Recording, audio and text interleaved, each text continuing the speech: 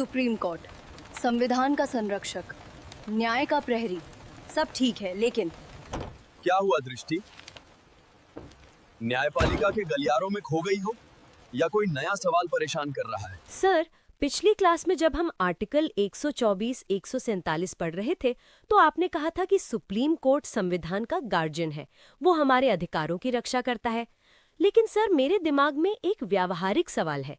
लोकतंत्र यानी डेमोक्रेसी सिर्फ अधिकारों से नहीं चलता, ये संसाधनों यानी रिसोर्सेज से चलता है। सरकार हमसे टैक्स लेती है, लाखों करोड़ों रुपए, संसद उसे खर्च करने की मंजूरी देती है। लेकिन सर, जब वो पैसा कार्यपालिका यानी मंत्रियों और आईएएस अधिकारियों के हाथ में जाता है तो ये कौन देखता है कि वो पैसा उसी काम पर खर्च हुआ जिसके लिए दिया गया था? क्या कोई ऐसा हीरो है जो सरकार की तिजोरी पर पहरा देता है, या फिर लोकतंत्र की गाड़ी बिना ब्रेक के चल रही है? दृष्टि, तुमने आज उस नफ्स को छू लिया है जिसके बिना ये पूरा संविधान एक कागजी शेर बनकर रह जाएगा। तुमने न्यायपालिका की बात की जो कानूनों की रक्षा करती है, लेकिन याद रखना, कानून तोड़ने पर सजा होती है, मगर जब देश का खजाना लुटता है तो पीढ़ियां गुलाम हो जाती हैं। आज हम जिस शख्सियत, जिस संवैधानिक संस्था की बात करने जा रहे हैं वो कोई और नहीं बल्कि भारतीय संविधान का अनुच्छेद 148 से 151 है। ये वो अधिकारी है जिसे डॉक्टर B.R. अम्बेडकर ने संविधान सभा में खड़े होकर कहा था, ये संभवतः भारत के संविधान का सबसे महत्वपूर्ण अधिकारी है, यानी probably the most important officer in the constitution of India. राष्ट्रपति से भी ज्यादा, प्रधानमंत्री से भी ज्यादा? हाँ दृष्टि, क्योंकि राष्ट्रपति देश का प्रमुख है, प्रधानमंत्री सरकार का प्रमुख है, लेकिन CAG उस खजाने का प्रमुख है जो इस देश को चलाता है। वो सार्वजनिक वित्त का संरक्षक यानी guardian of the public purse है।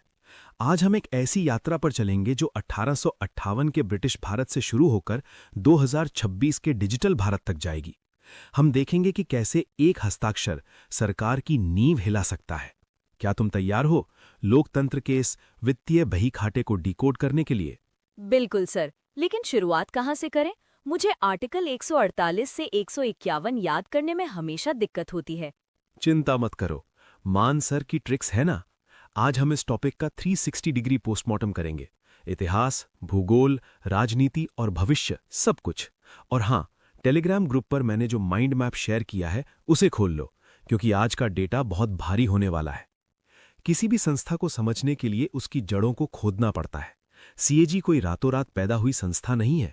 तो सर, क्या मुगलों या मौर्य काल में भी ऑडिट होता था? बिल्कुल, चाणक्य ने अर्थशास्त्र में लेखांकन की बात की थी, लेकिन आधुनिक CAG की नींव अंग्रेजों ने रखी। चलो थोड़ा पीछे चलते हैं। वर्ष 1858, जब ईस्ट इंडिया कंपनी से शासन ब्रिटिश ताज के पास गया तो उन्हें लगा कि भारत में हो रही खर्च पर नजर रखने के लिए एक अलग विभाग चाहिए। 1860 में सर एडमंड ड्रमंड को पहला ऑडिटर जनरल नियुक्त किया गया। वर्ष 1919 मॉन्टेग्यू चेम्सफोर्ड सुधार, यहां पहली बार ऑडिटर जनरल को सरकारी नियंत्रण से थोड़ी मुक्ति मिली और उसे वैधानिक दर्जा दिया गया। वर्ष 1935 भारत सरकार अधिनियम 1935, इसने प्रांतीय ऑडिटर जनरल का प्रावधान किया और इस पद की स्वतंत्रता को और मजबूत किया। इसी एक्ट ने हमारे वर्तमान संविधान के आर्टिकल 148 की नींव रखी। और फिर 1950 में संविधान लागू हुआ? हाँ, और 1950 में हमने इसका नाम बदलकर कंट्रोलर एंड ऑडिटर जनरल कर दिया। पहले ये केवल ऑडिटर जनरल था। सर, ये कंट्रोलर शब्द का क्या मतलब है? ये थोड़ा भारी नहीं लगता? यही तो असली कैच है दृष्टि। ये शब्द हमने ब्रिटेन से उधार लिया, लेकिन इसकी आत्मा वहीं छोड़ा है। इसे हम विस्तार से समझेंगे, लेकिन पहले अपने वर्तमान हीरो से मिल लेते हैं।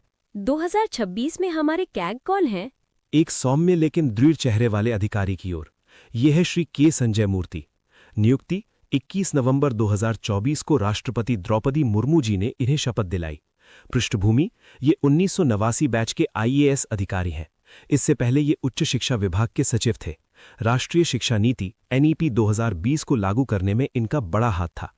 पूर्ववर्ती, इन्होंने GC मुर्मू का स्थान लिया। ये भारत के 15वें कैग माने जाते हैं क्रम में। तो सर, क्या हमें पहले कैग का नाम भी याद रखना चाहिए? 100%।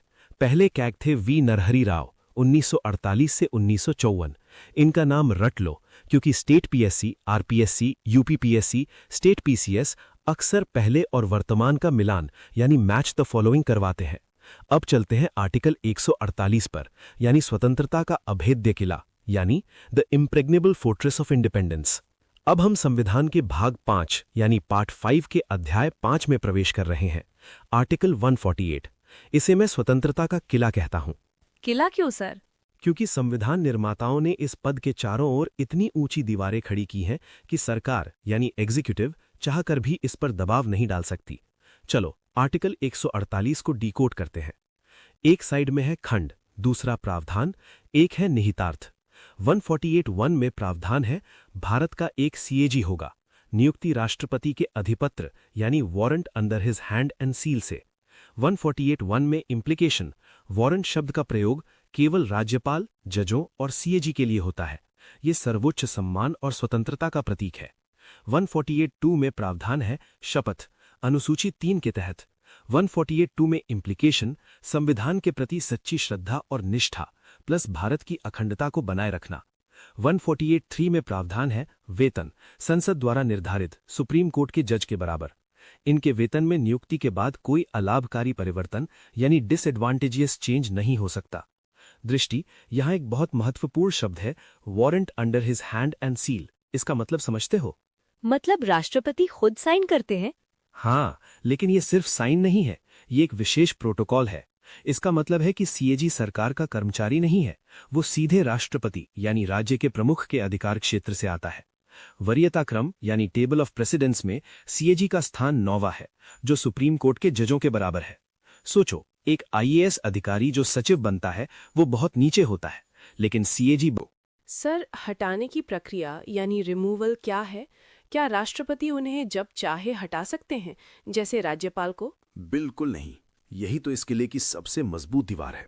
हटाने का तरीका यानी रिमूवल प्रोसेस, सीएजी को केवल उसी रीति यानी मैनर और उन्हीं आधारों यानी ग्राउंड्स पर हटाया जा सकता है जिन पर सुप्रीम कोर्ट के जज को हटाया जाता है। यानी महाभियोग यानी इम्पीचमेंट जैसी प्रक्रिया? तकनीकी रूप से संविधान में महाभियोग शब्द केवल राष्ट्रपति के लिए है, लेकिन प्रक्रिया वही है। आधार, साबित कदाचार यानी प्रूव्ड मिसबिहेवियर या अक्षमता यानी इनकैपेसिटी। प्रक्रिया, संसद के दोनों सदनों में विशेष बहुमत यानी स्पेशल मेजॉरिटी से प्रस्ताव पास होना चाहिए। सदन की कुल सदस्यता का बहुमत यानी मेजॉरिटी ऑफ टोटल मेंबरशिप। उपस्थित और मतदान करने वालों का 2/3 बहुमत यानी 2/3 ऑफ प्रेजेंट एंड वोटिंग। ये तो सरकार के लिए बहुत मुश्किल है। यही तो उद्देश्य है, ताकि सीएजी निडर होकर सरकार की कमियां निकाल सके। अगर उसे डर होता कि प्रधानमंत्री एक साइन करके उसे हटा देंगे, तो क्या 2G स्पेक्ट्रम या कोयला घोटाले की रिपोर्ट कभी बाहर आती? कभी नहीं सर। और एक और सुरक्षा कवच है, चार्ज्ड एक्सपेंडिचर यानी भारित व्यय।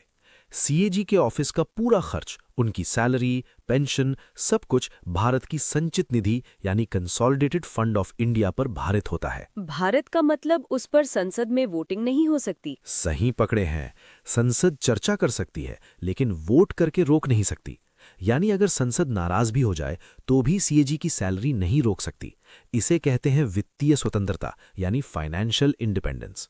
अब इन आर्टिकल्स को याद करने की मान सर की ट्रिक नोट करो। CDFR, ये तो बहुत आसान है सर। आर्टिकल 148(4) में जो नो फर्दर एम्प्लॉयमेंट वाली बात है, क्या उसका हमेशा पालन हुआ है? ये एक विवादास्पद मुद्दा है दृष्टि। संविधान कहता है कि सीएजी रिटायरमेंट के बाद कोई पद नहीं लेंगे, लेकिन सरकारें चालाक होती हैं। कभी कभी उन्हें वित्त आयोग यानी फाइनेंस कमीशन का अध्यक्ष बना दिया जाता है, जैसे AK चंदा, जो एक अर्ध न्यायिक पद है। आलोचक कहते हैं कि यह संविधान की भावना के खिलाफ है। अगर सीएजी को रिटायरमेंट के बाद किसी बड़े पद की उम्मीद होगी तो वो सरकार को खुश करने की कोशिश कर सकता है। अब आते हैं आर्टिकल 149 पर। संविधान यहां थोड़ा आलसी हो गया। उसने सीधे नहीं बताया कि सीएजी क्या काम करेगा, उसने गेंद संसद के पाले में डाल दी। संसद कानून बनाकर जो काम देगी, सीएजी वही करेगा। तो संसद ने कौन सा कानून बनाया? संसद ने बनाया CAG duties, powers and conditions of service act 1971। इसे हम प्यार से डीपीसी एक्ट 1971 कहते हैं। इस एक्ट में क्या है सर? ये एक्ट सीएजी को वो ब्रह्मास्त्र देता है जिससे वो ऑडिट करता है। इसके तहत सीएजी 3 मुख्य काम करता है। भारत की संचित निधि यानी कंसोलिडेटेड फंड ऑफ इंडिया से होने वाले सभी खर्चों का ऑडिट, आकस्मिकता निधि यानी कंटिंजेंसी फंड और पब्लिक अकाउंट का ऑडिट, पीएसयूज यानी सरकारी कंपनियों और निगमों का ऑडिट। यहां तक कि अगर किसी एनजीओ या संस्था को सरकार से भारी फंडिंग मिलती है यानी सब्सटैंशियली फाइनेंस्ड, तो सीएजी उसका भी ऑडिट कर सकता है। सर, आपने 1976 के संशोधन की बात की थी। हाँ, ये भारतीय प्रशासनिक इतिहास का एक टर्निंग पॉइंट था। 1976 से पहले सीएजी दो काम करता था: अकाउंटिंग यानी लेखांकन, हिसाब किताब लिखना, ऑडिटिंग यानी लेखा परीक्षा, लिखे हुए हिसाब की जांच करना। सर, ये तो वही बात हुई कि मैं खुद अपना पेपर लिखूं और खुद ही चेक करूं। मैं तो खुद को पूरे नंबर दूंगी। बिल्कुल सही, ये कॉन्फ्लिक्ट ऑफ इंटरेस्ट था। इसीलिए 1976 में सीजीए यानी कंट्रोलर जनरल ऑफ अकाउंट्स का नया पद बनाया गया। केंद्र सरकार यानी यूनियन गवर्नमेंट अब अकाउंट्स सीजीए बनाता है और ऑडिट सीएजी करता है, यानी separation of accounts from audit. State government, यहां अभी भी पुरानी व्यवस्था है। सीएजी ही राज्यों के खाते बनाता है, कंपाइल्स और ऑडिट भी करता है। एग्जाम ट्रैप अलर्ट, एग्जाम में स्टेटमेंट आता है कि CAG compiles the accounts of both union and states. ये गलत है, वो केवल राज्यों के खाते कंपाइल करता है, केंद्र के नहीं। ओहो, ये तो बहुत बारीक अंतर है। सर, ऑडिट कितने प्रकार के होते हैं? सीएजी की ऑडिटिंग टोपी में कई पंख है। रेगुलेटरी ऑडिट यानी विनियामक ऑडिट, क्या नियमों का पालन हुआ, क्या वाउचर सही है। प्रोप्राइटरी ऑडिट यानी औचित्य ऑडिट, ये सबसे खतरनाक है। यहां सीएजी पूछता है कि खर्च कानूनन सही हो सकता है, लेकिन क्या ये बुद्धिमानी भरा था। उदाहरण के लिए, अगर सरकार 100 रुपए का पेन 500 रुपए में खरीदे और सारे बिल पक्के हों, तो रेगुलेटरी ऑडिट में ये पास हो जाएगा। लेकिन प्रोप्राइटरी ऑडिट में सीएजी पूछेगा, भाई 100 का पेन 500 में क्यों? क्या ये जनता के पैसे की बर्बादी नहीं है? परफॉर्मेंस ऑडिट यानी योजना जैसे मनरेगा का लक्ष्य पूरा हुआ, क्या पैसा सही लाभार्थियों तक पहुंचा। दृष्टि, अब एक सवाल, क्या सीएजी सच में कंट्रोलर है? नाम तो यही कहता है। नाम धोखा दे सकता है। ब्रिटेन में यानी यूके में सीएजी के पास एक्सचेकर कंट्रोल की पावर है, यानी सरकार खजाने से 1 पाउंड भी नहीं निकाल सकती जब तक सीएजी साइन न करे। वो पहले चेक करता है, फिर पैसा निकालने देता है। ये पोस्टमार्टम जैसा है। तो भारत में कंट्रोलर शब्द क्यों रखा गया? शायद औपनिवेशिक आदत, लेकिन व्यवहार में भारत में सीएजी खजाने से पैसा निकलने से रोक नहीं सकता। वो सिर्फ आलोचना कर सकता है जब पैसा गलत खर्च हो जाए। ये भारतीय सीएजी की एक बड़ी कमजोरी भी मानी जाती है। अब देखो, अनुच्छेद 150, 151 और पीएसी एक त्रिकोण। आर्टिकल 150 छोटा है, ये कहता है कि केंद्र और राज्यों के खाते किस फॉर्मेट में रखे जाएंगे ये राष्ट्रपति तय करेंगे, लेकिन सीएजी की सलाह पर। इसका मकसद है कि पूरे देश में हिसाब किताब का तरीका एक जैसा हो। अब आते हैं आर्टिकल 151 रिपोर्ट्स पर। सीएजी अपना होमवर्क यानी रिपोर्ट किसे सौंपता है? संसद को? नहीं, यही तो ट्विस्ट है। केंद्र की रिपोर्ट प्रेसिडेंट को, राष्ट्रपति उसे संसद यानी पार्लियामेंट के पटल पर रखवाते हैं। राज्य की रिपोर्ट गवर्नर को, राज्यपाल उसे राज्य विधानमंडल यानी स्टेट लेजिस्लेचर में रखवाते हैं। सीएजी 3 मुख्य रिपोर्ट्स पेश करता है। एक एप्रोप्रिएशन अकाउंट्स रिपोर्ट यानी विनियोग खाते, खर्च वर्सेस बजट। दूसरा फाइनेंस अकाउंट्स रिपोर्ट यानी वित्त खाते, आय और व्यय। पब्लिक अंडरटेकिंग्स रिपोर्ट यानी सार्वजनिक उपक्रम, पीएसयूज का हाल। सर, संसद में रिपोर्ट रखने के बाद क्या होता है? क्या 543 सांसद मिलकर उसे पढ़ते हैं? 500 पन्नों की तकनीकी रिपोर्ट कतई नहीं। संसद के पास इतना समय और एक्सपर्टीज नहीं है। इसीलिए संसद की एक विशेष समिति है, लोक लेखा समिति यानी public accounts committee, PAC. CAG और पीएसी का रिश्ता जय वीरू जैसा है। सीएजी रिपोर्ट बनाता है, पीएसी उस रिपोर्ट की जांच करती है। सीएजी पीएसी की बैठकों में मौजूद रहता है और उन्हें समझाता है कि घोटाला कहां हुआ है। इसीलिए सीएजी को पीएसी का फ्रेंड, फिलोसोफर एंड गाइड यानी मित्र, दार्शनिक और मार्गदर्शक कहा जाता है। बिना सीएजी के पीएसी बिना आंखों वाली है और बिना पीएसी के सीएजी बिना दांत वाला है। दोनों मिलकर कार्यपालिका यानी एग्जीक्यूटिव की जवाबदेही तय करते हैं। सर, अगर सीएजी इतना पावरफुल है तो फिर भी घोटाले क्यों होते हैं? क्योंकि हर सुपर हीरो की एक कमजोरी यानी क्रिप्टोनाइट होती है। गुप्त सेवा व्यय यानी secret service expenditure. Raw, IB जैसे खुफिया विभागों के खर्च का सीएजी ऑडिट नहीं कर सकता। वो बस अधिकारियों के प्रमाण पत्र पर भरोसा करता है। समय की देरी, रिपोर्ट आने में 1-2 साल लग जाते हैं, तब तक बात पुरानी हो जाती है। Justice delayed is justice denied की तरह audit delayed is accountability denied. NGOs और पीपीपी। 1971 का एक्ट पुराना हो गया है। आज सरकार पब्लिक प्राइवेट पार्टनरशिप यानी पीपीपी में बहुत काम कर रही है। रिलायंस या अडानी के साथ मिलकर प्रोजेक्ट चल रहे हैं। सीएजी को इनके ऑडिट में कई कानूनी अड़चड़ें आती हैं। विनोद राय, पूर्व सीएजी, ने कहा था कि हमें शहरी स्थानीय निकायों यानी लोकल बॉडीज और पीपीपी प्रोजेक्ट्स का ऑडिट करने की पूरी शक्ति मिलनी चाहिए। दंडात्मक शक्ति का अभाव। सीएजी सिर्फ भौंक सकता है, रिपोर्ट काट नहीं सकता, पनिश। सजा देने का काम संसद या कोर्ट का है। तो 2026 में क्या बदला है? आज के भारत में हम डेटा एनालिटिक्स और एआई बेस्ड ऑडिटिंग की तरफ बढ़ रहे हैं। वर्तमान सीएजी के संजय मूर्ति जी, जो टेक्नोलॉजी में गहरी रुचि रखते हैं, कोशिश कर रहे हैं कि ऑडिट रियल टाइम हो सके, यानी खर्च होते ही पता चल जाए, न कि 2 साल बाद। में जिक्र है कि हाल ही में 2025 में कुछ रिपोर्ट्स आई हैं जिन्होंने जीएसटी कलेक्शन और डीबीटी यानी डायरेक्ट बेनिफिट ट्रांसफर में खामियां उजागर की हैं।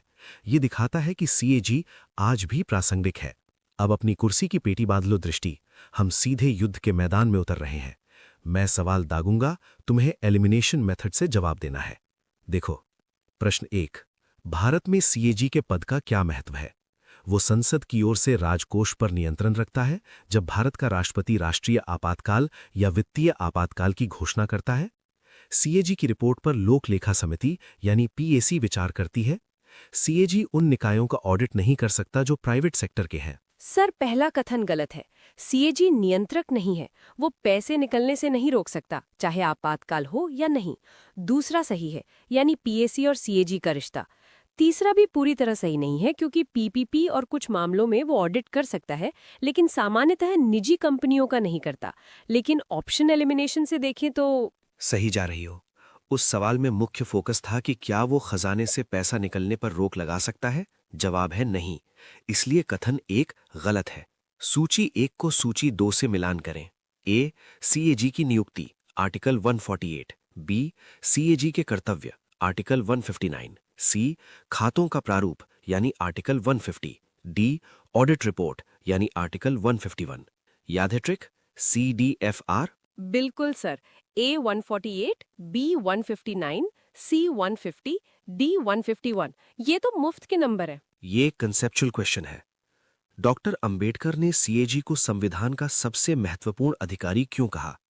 इसका जवाब तुम्हें अकाउंटेबिलिटी यानी जवाबदेही के इर्द गिर्द बुनना होगा। सुप्रीम कोर्ट कानून की रक्षा करता है, चुनाव आयोग लोकतंत्र के प्रवेश द्वार की रक्षा करता है, लेकिन सीएजी लोकतंत्र के इंजन यानी फाइनेंस की रक्षा करता है। अगर इंजन में ईंधन ही चोरी हो जाएगा तो गाड़ी यानी देश कैसे चलेगी? दृष्टि और मेरी क्लास के सभी साथियों, सीएजी कोई बोरिंग सरकारी ऑडिटर नहीं है, वो जनता का एजेंट है। जब हम टैक्स भरते हैं तो हमें उम्मीद होती है कि उस पैसे से सड़क बनेगी, स्कूल बनेंगे, किसी नेता का बंगला नहीं। सीएजी उस उम्मीद का रक्षक है। आर्टिकल 148 से 151 सिर्फ संविधान के अनुच्छेद नहीं है, ये वो 4 दीवारें हैं जो भ्रष्टाचार की बाढ़ को रोकने की कोशिश करती हैं। 2026 में जब डेटा नया तेल है, सीएजी की भूमिका और भी बड़ी हो गई है। अब हमें स्मार्ट ऑडिट चाहिए। सर, आज सच में लगा कि संविधान जिंदा है। सीएजी अब सिर्फ एक फुल फॉर्म नहीं, एक इमोशन है। और यही इमोशन तुम्हें लबासना तक ले जाएगा। याद रखना, टेलीग्राम ग्रुप मान एजुकेशन